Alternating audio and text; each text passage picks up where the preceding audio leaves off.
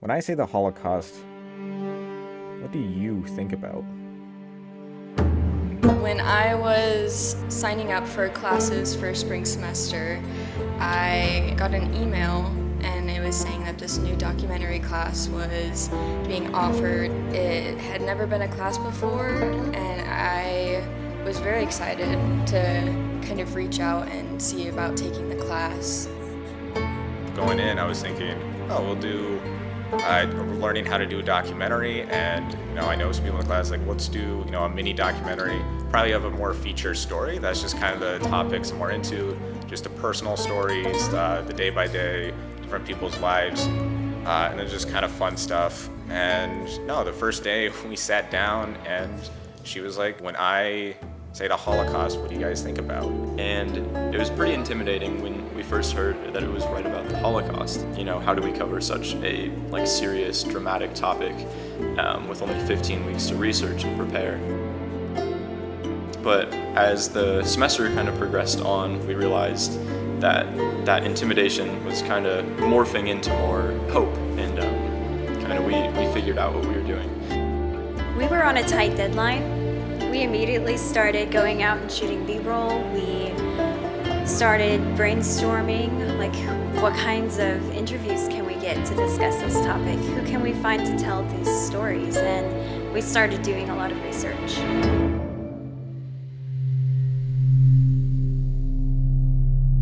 There's a theory that states every 80 years, history repeats itself. The Strauss-Howe generation theory explains how every 4 generations, social order is changed and a new one is created. Baby boomers, Gen X, millennials, and now Gen Z. What does this tell us? According to Strauss-Howe, we're heading to the end of the 80-year cycle. Rise in targeted attacks. An all-time high for hate crimes. Surge of racist attacks. The number of anti-Semitic hate crimes has doubled. The FBI says more than 7,000 criminal incidents of the 51 hate-motivated killings reported last year. Highest level in more than a decade. After their defeat in World War I, German political leaders signed the Treaty of Versailles. This stripped them of their military and their land and forced them to take full responsibility for the conflict. In addition to the loss of millions of lives and the cost of injuries on the battlefield, Germans had to pay reparations of more than 132 billion gold marks, the equivalent to $33 billion in 1918. The Reichsbank issued the first 100 trillion mark note in November of 1923. $1 was worth 4.2 million marks by the end of the month. Paper notes became worthless. That is known as hyperinflation. When the price of goods rises rapidly in a nation and the value of its currency falls simultaneously, it leads to numerous ramifications. Among many, this is panic among civilians, disorder, hunger, famine, and in some cases, revolution. The newly formed Weimar Republic in Germany strove to curtail the pressures placed on the country. Through a series of diplomatic appeals and American loans through the Dawes Plan, Germany experienced some limited economic and political stability from 1923 to 1929. But then the Great Depression hit. The U.S. called back its loans. The golden age of the Weimar Republic ended as financial instability and unemployment sparked looming government distrust. This left Germans desperate and vulnerable to the propaganda spread by the once small revolutionary Nazi Party. There was a desire to return to a time of stability and power, a need for someone to blame. Scholars have found the voting behavior that led to Hitler's ascent to power in 1933 was not out of the ordinary, even though the consequences were. It's hard to really wrap your head around what it might have been like for anyone living during that time. I've never come close to ever experiencing any kind of, war-torn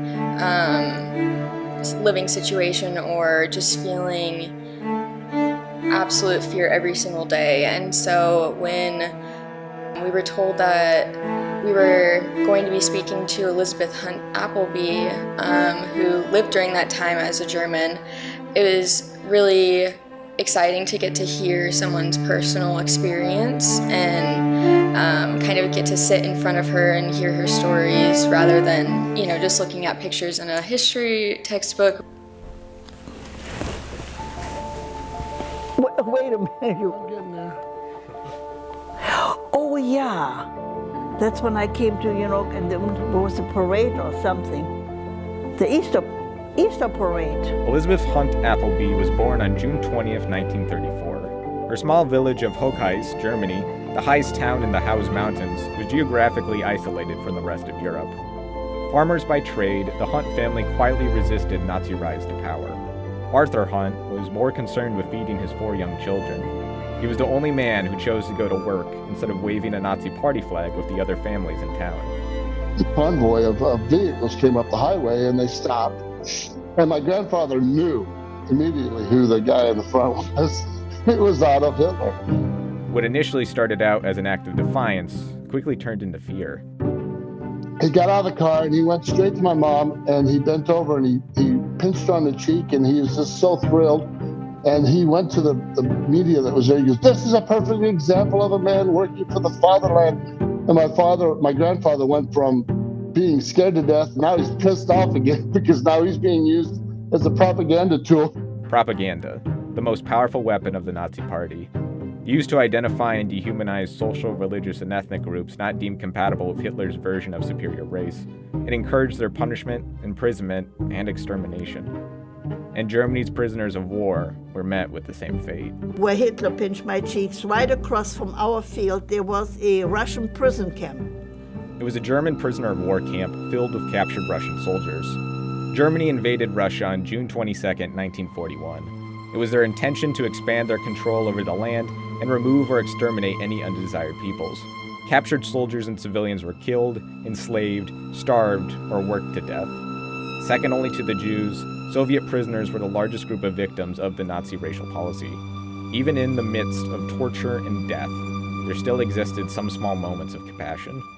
Well, there was a big wire fence around it and everything, my brothers and I, and they had the root cellar on the bottom, and they were so hungry. And we kids went down there and stole the carrots and the potatoes and pushed what we could push through the fence and gave it to the Russians. They had their own little heating element they could eat. So with the Hunt family in their kind of small town of Hochheis, it was isolated, and so having a Russian POW camp nearby was just kind of one of the closest things of Hunt's family realizing potentially the larger atrocities occurring. And then we were strictly ordered not to get too friendly with them. They could not eat at the table with us. And my mother said, "Well, I'm not going to do that. He sits with us at the table and eats like we eat. He's a human being." This wasn't the only time Elizabeth's mother defied Nazi power. German citizens were required to fly the Nazi flag from their homes for Hitler's birthday. The people were required to buy the flags themselves. And you had to use your ration card. You just have to figure everything was rationed. From the food, the only thing you could get free was salt. You couldn't get even a pair of shoestrings, you couldn't get that. Elizabeth's mother's resourcefulness and stubbornness were her way of acting in defiance, fulfilling only the minimum requirements enforced by the SS. And we had to use our clothing stamps to buy a flag. And my mother said, "I'm not going to spend the clothing stamps to buy buy a Hitler flag." That wasn't in the picture at all. And anyway, she found a little piece of red material, and I mentioned that before, and a piece of white sheet, a circle, and she put the swastika on it upside down, and it was a flag about the size of a good-sized hand towel. And everybody had these flowing flags going down to the second floor. And naturally we kids, we looked and he says, "Oh, we really have a terrible flag." We were kind of embarrassed about it. Surely she knew the right way to put it on. They were constantly surrounded by swastikas. They were constantly surrounded by all of the Nazi imagery. The fact that she put it on upside down is just such a subtle means to reject the Nazism. And everybody knew that my parents were no Nazis, but they couldn't catch them. You know what I mean? They always walked the line and they couldn't catch them. the Hunts were the target of Nazi officials in town. There was always somebody in front of our house waited for us to make a mistake. Those infractions could be as small as leaving an oil lamp burning in the night or listening to restricted radio stations. Other times, Elizabeth's mother found herself face to face with opposition, as she did one night while in a pub. And they went there, my father and my mother, and they were sitting, and my father had a beer, or if my mother had a beer, I don't know. And there was a meeting with the brown shirts, with the SS. They were so drunk, and they were singing, they all got up, and they're singing the Hitler song, and they had their arm up, in honoring Hitler. And my father got scared, and he wanted to get up, and my mother said, "No, you're not getting up." She pulled him down, and they kept on sitting there, and they were the only ones sitting in that place and wouldn't get up. And then the big shot came and says, if they didn't have the decency to get up and honor Hitler. And my mother said, I don't think that Hitler would like to know that you are in this drunken stupor here and honor him. That's not very nice to honor him. And they shut up and sat down. This is yet another time when the Hunt family resisted the Nazi power. And they did so in a way that allowed them to grasp their own power. Because you have to realize these people who were living in Germany had no power. They didn't have freedom to resist the Nazis. That meant concentration camp, that meant labor camp, that meant death and torture. But we still see instances where good people are resisting, good people are taking back their power by being the only people in this pub sitting down. Literally everyone else around them is having a good time singing Hitler music. Elizabeth's father was scared. He wanted to join in, but his wife said, "No, you're going to sit back down. We aren't going to be doing this." One of the harder things about processing Hunt's stories is just considering her childhood perspective. You look back at this pivotal, intense moment in history, and there were times when I heard her stories and I thought, why, just with the powerlessness, why couldn't you do more? Why shouldn't you do more? And she was a kid. She was just a kid living this time, and it was just hard. And I think it's not our responsibility. It's not our kids' responsibility to try to make change in the world. And then with time, it's no longer our parents or the generations before. It is our time in the now to try to make the changes that we see around us that we need to make a change. The Hunt stories illustrated a family's resistance against the overwhelming power of the Nazi regime. Their goal was to protect their loved ones, to pick their battles, to survive.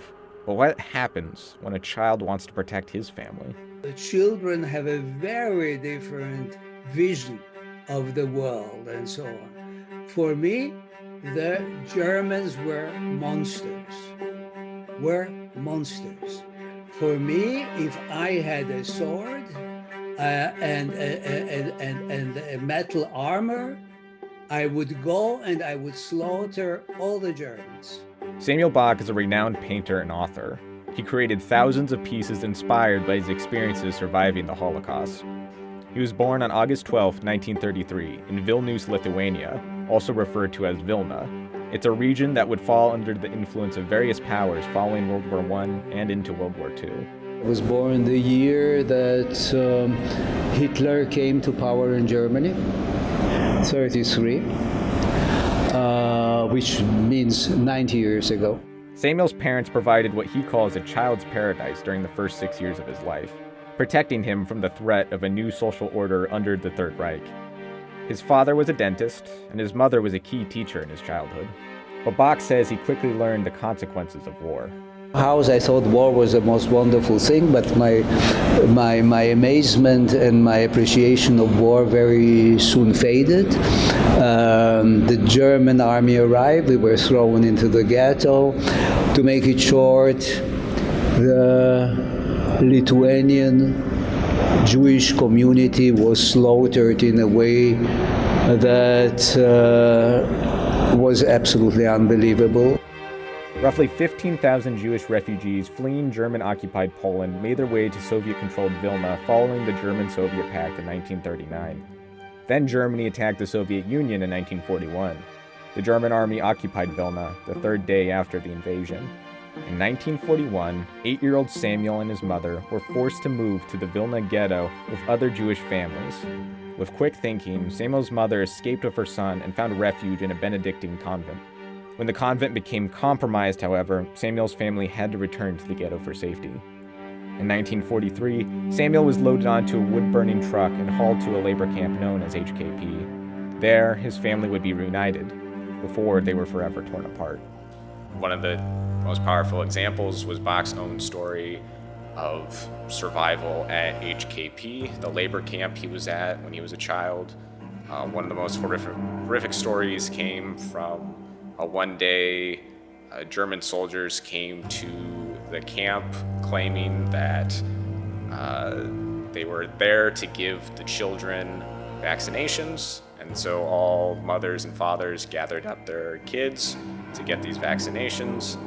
And as they were being lined up to get sent down, a family friend, Bach's parents, grabbed Bach's mother and pulled Bach and her aside to hide Bach away because they suspected something, and the suspicions were correct because it turned out that the German soldiers were there to kill all the kids. And just saying that is still just kind of hard to process. Family members were, put in shock. Bach in his book mentions hearing the screams and the cries and just the parents not knowing what to do. And it's just one of those stories where it's just very hard to process and realize that happened. But it was also, again, a period of strength and hope, and with that atrocity, the Bach's parents got put into action. After it occurred, Bach's father was like, okay, let's get my wife and my son out of here. So following that very chaotic event, the opportunity where they were able to sneak Bach's mom out through disguise and also some bribery, she was able to escape. And then Bach was later able to be snuck out through being put into a bag full of lumber that his dad carried him out of the camp. And that was the last time Bach saw his dad before Bach's father was shot and killed by German soldiers. Samuel and his mother survived the remaining days of the war, hiding out with his Catholic aunt. In 1944, Samuel's father was murdered on the eve of the Red Army's recapture of Vilna. Samuel describes the Holocaust as a complex time in history. The Holocaust, it's not only a terrible tragedy of the Jewish people, where 6 million of Jews were slaughtered. It is also a period which is almost like a laboratory of human behavior, where the worst and the best could come out from each individual. HKP was run by Major Karl Plagge. The Jews enslaved in this labor camp worked on repairing trucks for the German war effort. And he started to appreciate the people who were coming to work there, repairing cars. Some of them were musicians, some of them were doctors, and yet they adapted to the reality. And he realized also the terrible crimes that were committed against the Jews, and he decided to save as many Jews as possible. Samuel recognizes the acts of Major Plagge to be heroic. Plagge designed the camp where he lived for about a year to prevent 1,000 Jewish families of the Vilna ghetto from being sent to an extermination camp. But as a complex time, the lines between hero and villain may fall more into a gray area of human nature, as fear, anger, and survival take over. The German left the town, the Russian army arrived. I came out with my mother into the street. There was smoke, there were dead soldiers and so on. One of the first people we met was a woman that was crying with a little girl. And she was crying My mother didn't know by then that my father was dead. She learned it a few weeks later. But that woman knew already that her husband was dead. And my mother said, oh, the Germans. And so, no, she said, it's not the Germans who killed him. It was a Jewish woman. She says, it was Jewish partisans. Why? Why did the Jews kill a Jew? Because he was a policeman in the ghetto. And this thing for me was a kind of a shock. This, why? And I knew the man. He was a very nice man. I remember him. He was a policeman in the ghetto, but I remember him laughing with my father, telling jokes. He always kind of stroked my head. He sometimes played with me and so on. History is a story of people, and Samuel and Elizabeth agree that by learning the terrible mistakes from the past, people in the present can prevent the errors and atrocities from happening to themselves. Like I said, I couldn't believe it. I had to put the book down many times, and I said, I have to be ashamed. I'm German. That's what gets me. And I'm always very, very careful to say anything. Today, I think the Germans are exactly like any other people.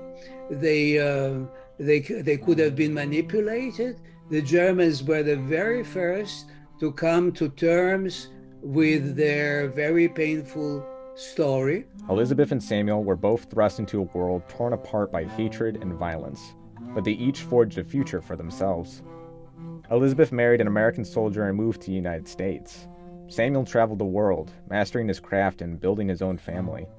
Today, Generation Z is experiencing unprecedented challenges with advancements in technology, a more globalized world, and questions over the looming values and beliefs of the generations before. I think in today's world, it's super easy on social media, like Instagram and TikTok or Facebook, just to find kind of like your echo chamber almost, just people and groups that really support your views, whether those are even extreme or kind of more mild.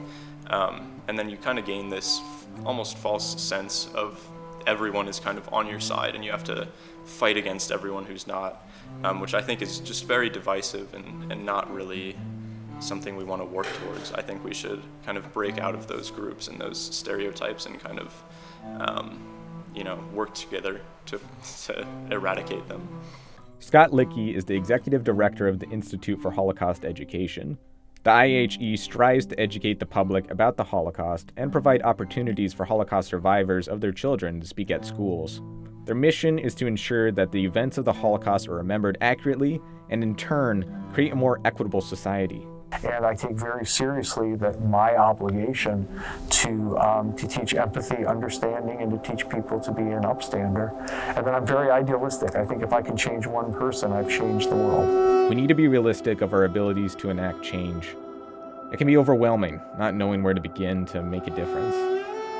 Sometimes all it takes is connecting with one person or expanding your inner circle, gaining new perspectives or outlooks. Any kind of positive change is powerful, no matter how small it is. And despite a recent rise in anti-Semitic rhetoric, Omaha's Jewish community gathered pridefully. Melodies written during the Holocaust, resurrected. A community that views people of different faiths as friends and neighbors. This is something that has really been crafted with care and compassion. Out of love to all of these families. Everyone should feel loved and everyone should feel important and like their needs are met. Do something positive to those around you, and the effect will be felt across the world. Although there is this theory that every 80 years history tends to repeat itself, I feel like we don't have to subscribe to that ideology and we don't have to feed into that kind of pessimistic view.